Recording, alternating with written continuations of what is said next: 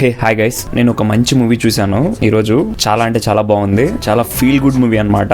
అదే పతంగ్ మూవీ. దాంట్లో Arun and whisky అనే క్యారెక్టర్స్ ఉంటాయి. వాళ్ళిద్దరిది 12 years ఫ్రెండ్షిప్ అనమాట. ఆ 12 years ఆఫ్ ఫ్రెండ్షిప్ లో ఒక అమ్మాయి మధ్యలో వస్తుంది. తర్వాత ఏం జరిగింది అనేది మూవీ. అసలు మీరు అనుకున్నట్టు అంత కాంప్లెక్సిటీ అసలు ఏముండదు. చాలా సింపుల్ గా, చాలా ఫీల్ గుడ్ మూవీగా, చాలా కామెడీగా ఏదో వైబ్ అవ్వకుండా పోతాం లాస్ట్ లో. ఎస్పెషల్లీ లాస్ట్ క్లైమాక్స్ అయితే బాగుంటుంది. దీంట్లో గౌతమ్ మీనన్ కూడా ఉన్నాడు. అతని స్టైల్లో అతను కూడా మంచిగా పర్ఫార్మ్ చేశాడు. ఎవరైనా ఫీల్ గుడ్ మూవీ ఇష్టపడే వాళ్ళు ఉంటే వాళ్ళు వెళ్ళి పతంగ్ మూవీ చూడండి. ఆ మూవీలో ఒక సోల్ ఉందబ్బా. ఎట్లా చెప్పాలి, లైక్ దేంతో కంపేర్ చేద్దాము.